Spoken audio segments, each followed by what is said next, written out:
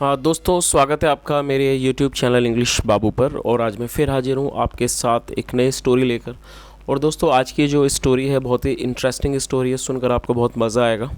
उसके अलावा इस स्टोरी के अंदर आपको कई सारे नए इंग्लिश के वर्ड मीनिंग सीखने को मिलेंगे, उनकी करेक्ट प्रोनाउंसिएशन के बारे में पता चलेगा, और जो इसका ग्रामर का पार्ट है हम उसे बिल्कुल डिटेल में कवर करेंगे। तो चलिए दोस्तों, आज की इस कहानी को हम शुरू करते हैं। और सबसे पहले कहानी का टाइटल देखते हैं। कहानी का टाइटल है वंडर। दोस्तों, वंडर का मतलब होता है आश्चर्य या फिर कोई अद्भुत वस्तु। तो दोस्तों, ये आज की इस कहानी का टाइटल है, शीर्षक है। और अब मैं इसे पढ़ना शुरू करता हूँ। आपसे रिक्वेस्ट है आप इसे बिल्कुल ध्यान से सुने, और यदि आपको कोई नया वर्ड मिले तो आप उसे ज़रूर नोट करें। तो चलिए इसको शुरू करते हैं। It happened long ago. Happen का मतलब होता है होना, और ये हमारा पास्ट इंडेफिनिट का वाक्य है। इट हैपन्ड लॉन्ग अगो मतलब कि ये हुआ, बहुत पहले ये हुआ। There lived a young trader in a town. क्या मतलब हुआ? यंग ट्रेडर का मतलब होता है युवा व्यापारी। There lived a young trader in a town मतलब कि एक शहर में एक युवा व्यापारी रहता था। और दोस्तों, आज की जो स्टोरी है ये पास्ट इंडेफिनिट में है, और जब भी पास्ट इंडेफिनिट में कोई अफर्मेटिव का वाक्य बनाया जाता है तो वहाँ वर्ब की सेकंड फॉर्म का प्रयोग किया जाता है। तो इस लाइन का क्या मतलब हुआ कि एक शहर में एक युवा व्यापारी रहता था। His trade was spread to foreign lands also. Also का मतलब होता है भी। तो क्या मतलब हुआ? हिज ट्रेड मतलब कि उसका व्यापार, वॉज स्प्रेड वो फैला हुआ था, to foreign lands also. Foreign land का मतलब होता है विदेशी ज़मीन, विदेशी धरती। तो इस लाइन का क्या मतलब हुआ कि उसका व्यापार विदेशी धरती पर भी, या कह सकते हैं विदेशी ज़मीन पर भी फैला हुआ था। He had recently got married. Recently का मतलब होता है हाल ही में। और दोस्तों, यहाँ पर हैड के साथ वर्ब की थर्ड फॉर्म का प्रयोग किया गया है। जब भी किसी वाक्य में हैड के साथ थर्ड फॉर्म का प्रयोग किया जाता है तो वो पास्ट परफेक्ट का वाक्य होता है। तो क्या मतलब हुआ? He had recently got married मतलब कि उसकी फ़िलहाल में ही शादी हुई थी। सो इसलिए he was madly in love with his wife. क्या मतलब हुआ? मैडली इन लव का मतलब होता है बहुत अधिक प्यार में होना, पागलपन की हद तक, उसे मैडली इन लव कहा जाता है। तो इस लाइन का क्या मतलब हुआ? इसलिए he was madly in love with his wife, वो पागलपन या कह सकते हैं पागलपन से वो अपने पत्नी के प्यार में था।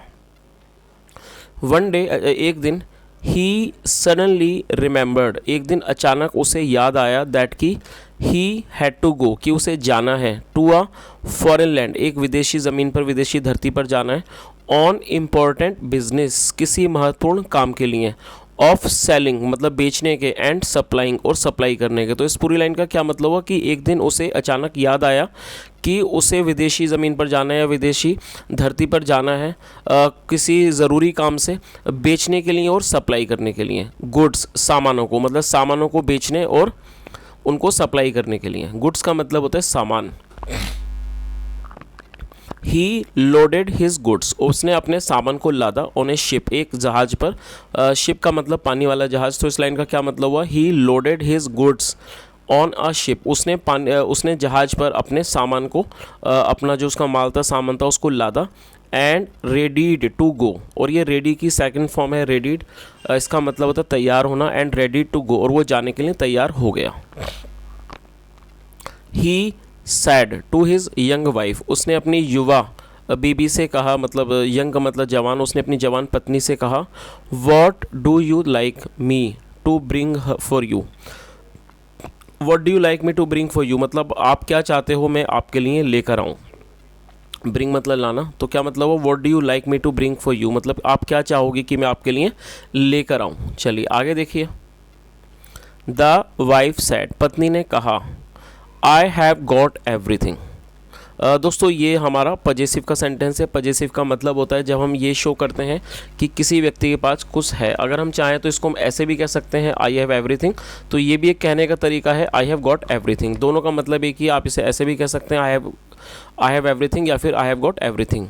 तो इस लाइन का क्या मतलब हुआ? द वाइफ सेड पत्नी ने कहा, आई हैव गॉट एवरीथिंग मेरे पास सब कुछ है। बट लेकिन, एज यू हैव आस्क्ड, लेकिन जैसा तुमने कहा है या कह सकते हैं जैसा तुमने पूछा है, I want you to bring me wonder, I want you to bring me wonder, मैं चाहती हूँ आप मेरे लिए अद्भुत वस्तु लाएं। वंडर मतलब अद्भुत, मैं चाहती हूँ आप मेरे लिए कोई अद्भुत वस्तु लाएं। चलिए आगे देखिए। द यंग ट्रेडर, वो जो युवा व्यापारी था, went to the foreign land, वो मतलब कि विदेशी ज़मीन पर गया, और ये गो की सेकंड फॉर्म है। Went to the foreign land, वो विदेशी ज़मीन पर गया। सोल्ड हिज गुड्स, अपने माल को बेचा, अपने सामान को बेचा। And bought merchandise to take back, और मर्केंडाइज का मतलब होता है कपड़े वगैरह, तो उसने कुछ कपड़े वगैरह खरीदे, टू टेक बैक, वापस लाने के लिए। देन ही रिमेंबर्ड, रिमेंबर का मतलब होता है याद आना किस चीज़ की। देन ही रिमेंबर्ड, फिर उसे याद आया, अबाउट हिज वाइफ्स विश, यहाँ वाइफ के बाद एपेस्ट्रॉफी एस का प्रयोग किया गया है। एपेस्ट्रॉफी एस का मतलब होता है का के की, तो इस लाइन का क्या मतलब हुआ, देन ही रिमेंबर्ड, फिर उसे याद आया, अबाउट हिज वाइफ्स विश, अपनी पत्नी की इच्छा के बारे में उसे याद आया। ही रोम्ड इन मार्केट, रोम का मतलब होता है घूमना। ही रोम्ड इन मार्केट्स, वो बाज़ारों में घूमा। लुकिंग फॉर वंडर, मतलब कि अद्भुत वस्तु ढूंढने के लिए, बट लेकिन, फाउंड इट नो वेयर, लेकिन उसे वो कहीं नहीं मिली। चलिए आगे देखिए। One of his old trader friend asked, one of his old, old का मतलब बूढ़ा, उसका one of his old trader friend, उसका एक बूढ़ा व्यापारी दोस्त जो था, आस्क्ड, उसने उससे पूछा, why do you look sad, आप उदास क्यों दिखते हो, यंग मैन मतलब कि युवक। तो इस पूरी लाइन का क्या मतलब हुआ कि उसके एक बूढ़े व्यापारी दोस्त ने उससे पूछा कि आप उदास क्यों दिखते हो। द ट्रेडर रिवील्ड, रिवील का मतलब होता है किसी चीज़ का खुलासा करना, और ये सेकंड फॉर्म है, आप इस वर्ड को नोट कर सकते हैं। रिवील फर्स्ट फॉर्म है और ईडी लगने के बाद सेकंड फॉर्म, क्योंकि ये पास्ट इंडेफिनिट का वाक्य है, इसका मतलब होता है खुलासा करना। द ट्रेडर रिवील्ड, व्यापारी ने खुलासा किया, my wife wanted me to get wonder for her, क्या मतलब वो। और दोस्तों ये जो हमारा वाक्य है ये पास्ट इंडेफिनिट का है, पास्ट इंडेफिनिट में वॉन्ट की सेकेंड फॉर्म का प्रयोग किया गया है। My wife wanted me to get wonder for her, मेरी पत्नी चाहती थी मैं उसके लिए अद्भुत वस्तु लाऊं, बट लेकिन, I found it nowhere, लेकिन वो मुझे कहीं नहीं मिली। चलिए आगे देखिए। द ओल्ड ट्रेडर सैड, बूढ़े व्यापारी ने कहा, डोंट वरी, चिंता मत करो, अबाउट इट, इस बारे में। डोंट वरी अबाउट इट मतलब इस बारे में चिंता मत करो। I got one at my home, मतलब मेरे पास है मेरे घर पर। चलिए आगे देखिए। The young trader went with the old trader to his home, क्या मतलब हुआ, जो युवा व्यापारी था वो गया विद द ओल्ड ट्रेडर, उस बूढ़े व्यापारी के साथ, टू हिज होम, उसके घर पर। तो इस पूरी लाइन का क्या मतलब हुआ, जो वो जवान या कह सकते हैं युवा व्यापारी था, वो उस बूढ़े व्यापारी के साथ उसके घर पर गया। A cock was strutting about it in the courtyard, क्या मतलब हुआ, कॉक का मतलब था मुर्गा, एक मुर्गा था, क्या कर रहा था वो, वॉज स्ट्रटिंग, स्ट्रटिंग मतलब होता है अकड़कर चलना, वो अकड़कर चल रहा था, starting about in the courtyard, आंगन में। Old man pointed to the cock, मतलब उसने मुर्गे की तरफ इशारा कहा, एंड सैड, और कहा दैट्स द वंडर, वो अद्भुत है। चलिए आगे देखिए। हाउ, कैसे, द यंग मैन आस्क्ड, उस युवक ने पूछा, उस जवान आदमी ने पूछा। द ओल्ड मैन रिप्लाइड, जो बूढ़ा आदमी था उसने जवाब दिया, यू विल सी, आप देखोगे। And he said to his cock, और उसने अपने मुर्गे को कहा, हे कॉक मतलब मुर्गे, कम हेयर, यहाँ आओ, एंड लाई डाउन, और लेट जाओ, in the fry pan, fry pan में लेट जाओ। चलिए आगे देखिए। द कॉक केम, जो मुर्गा आया, एंड लाइड डाउन, और वो लेट गया। दोस्तों ये लाई की सेकंड फॉर्म है, लाइड डाउन, मुर्गा आया और वो नीचे लेट गया, in fry pan, fry pan में लेट गया। The old man blew at the cock, वो जो बूढ़ा आदमी था उसने उस पर फूंक मारी मुर्गे पर, एंड इट्स फेदर्स, और जो उसके पंख थे, गॉट ब्लोन, वो उड़ गए। चलिए आगे देखिए। गॉट ब्लोन अवे मतलब कि वो उड़ गए, दूर उड़ गए। सून जल्दी ही, दे वर एट डाइनिंग टेबल, मतलब जल्दी ही वो डाइनिंग टेबल पर थे, मतलब खाने की जो टेबल थी उस पर थे। ईटिंग, और वो खा रहे थे रोस्टेड चिकन, भुना हुआ चिकन खा रहे थे। द ओल्ड मैन सैड, बूढ़े आदमी ने कहा, डोंट थ्रो द बोन्स, मतलब कि हड्डियों को मत फेंकना। दोस्तों ये जो हमारा वाक्य है ये एक इम्पेरेटिव वाक्य है। इम्पेरेटिव का वाक्य का मतलब होता है जब हम ऐसा कोई वाक्य बनाएं जहाँ पर किसी को कोई आदेश दिया जाता है, तो यदि वो पॉजिटिव का हो तो उसके अंदर वर्ब का पहले प्रयोग किया जाता है, और यदि वो नेगेटिव का हो तो वहाँ पर डोंट का पहले प्रयोग किया जाता है, और किसी भी सब्जेक्ट को मेंशन नहीं किया जाता है। तो इस लाइन का क्या मतलब हुआ, द ओल्ड मैन सेड, बूढ़े आदमी ने कहा, डोंट थ्रो द बोन्स, हड्डियों को मत फेंकना, कीप देम ऑन टेबल, मतलब कि कीप देम, देम हड्डियों के लिए यूज़ किया गया, कीप देम ऑन टेबल, उनको टेबल पर रखो। दे एट, उन्होंने खाया, एंड पुट बोन्स, और हड्डियों को रखा, ऑन टेबल क्लॉथ, जो टेबल क्लॉथ था मतलब कि जिस पर बैठकर खाना खाया जाता है उसका जो कपड़ा था उस पर उन्होंने उसे रखा।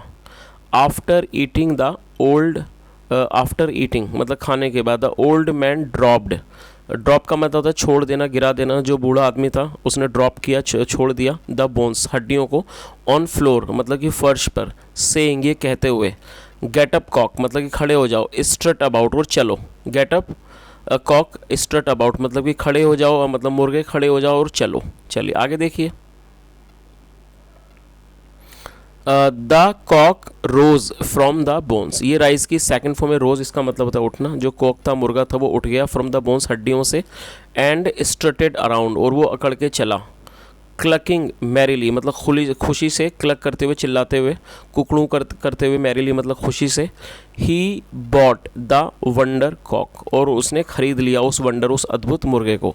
और दोस्तों ये जो ही है वो उस व्यापारी के लिए, उस जवान व्यापारी के लिए यूज़ किया गया है, और ये बाई की सेकंड फॉर्म में बॉट, तो क्या मतलब हुआ, ही बॉट, उसने खरीद लिया, द वंडर कॉक, उस अद्भुत मुर्गे को। चलिए आगे देखिए,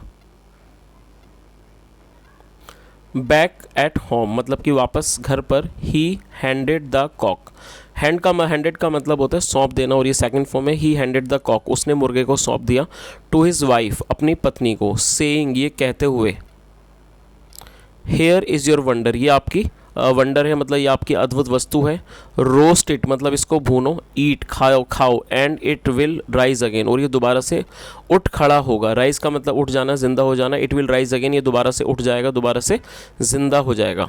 the wife of the trader, जो वाइफ थी, पत्नी थी व्यापारी की, could not believe it, could not का मतलब होता है सका, सकी, सके, और ये पास्ट के लिए यूज़ किया जाता है, तो इस लाइन का क्या मतलब हुआ, the wife of the trader, जो वाइफ थी, पत्नी थी ट्रेडर की, कुड नॉट बिलीव इट, वो इस चीज़ पर यकीन नहीं कर सकी।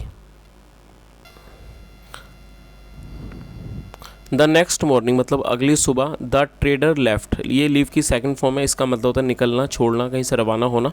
The trader left for his shop, जो ट्रेडर था, व्यापारी था, वो अपनी दुकान के लिए निकल गया, एंड हिज वाइफ, और जो उसकी पत्नी थी, इनवाइटेड, उसने इनवाइट किया मतलब कि निमंत्रित किया, हर सीक्रेट लवर, अपने एक गुप्त प्रेमी को, टू लंच करने के लिए।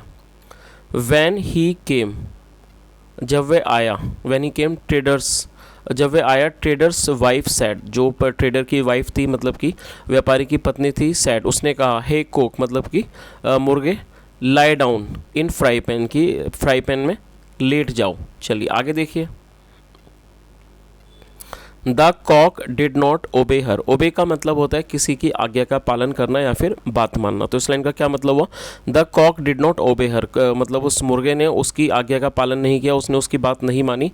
इन फैक्ट मतलब कि असल में, it tried to run away, असल में उसने भागने की कोशिश की। द इन्फ्यूरिएटेड, दोस्तों ये जो वर्ड है इन्फ्यूरिएटेड, इसका मतलब होता है क्रोधित, बहुत ज़्यादा गुस्सा होने पर इस वर्ड का यूज़ किया जाता है, एक एडजेक्टिव है, तो इस लाइन का क्या मतलब हुआ, the infuriated wife of the trader, मतलब जो बहुत ज़्यादा गुस्से में क्रोधित पत्नी थी व्यापारी की, थ्रू, ये थ्रो की सेकंड फॉर्म में, थ्रू द फ्राई पैन, उसने एक फ्राई पैन को फेंका, एट द कॉक, मुर्गे के ऊपर फेंका। द पैन स्टक, स्टक का मतलब चिपक जाना, जो पैन था वो चिपक गया, टू द कॉक, मुर्गे के। शी रैन, ये रन की सेकंड फॉर्म है, she ran to free her pan, और वो अपने पैन को मतलब कि फ्री करने के लिए, छुड़ाने के लिए दौड़ी। चलिए दोस्तों, ये स्टोरी थोड़ी सी लंबी है और मैं सोचता हूँ इसको हम आज यहीं तक रखते हैं, पार्ट 1, और मैं कोशिश करूँगा कि जो इसका सेकंड पार्ट है उसको मैं आपको कल सुनाऊँ। और दोस्तों कमेंट करके ज़रूर बताइएगा यदि आपको कहानी अच्छी लगी हो और आप सेकंड पार्ट सुनना चाहते हैं तो कमेंट के माध्यम से ज़रूर बताइएगा, और यदि आप बताते हैं तो मैं सेकंड पार्ट इसका ज़रूर लाऊंगा। और दोस्तों यदि आपको आज का ये जो सेशन है अच्छा लगा हो तो आपसे रिक्वेस्ट है वीडियो को ज़रूर लाइक करें, चैनल को सब्सक्राइब करके बेल आइकन प्रेस करें ताकि आपको नोटिफिकेशंस मिलती रहें, और यदि आपका कोई सुझाव हो तो कमेंट के माध्यम से ज़रूर बताएँ। सुनने के लिए thank you so much, have a nice day and bye.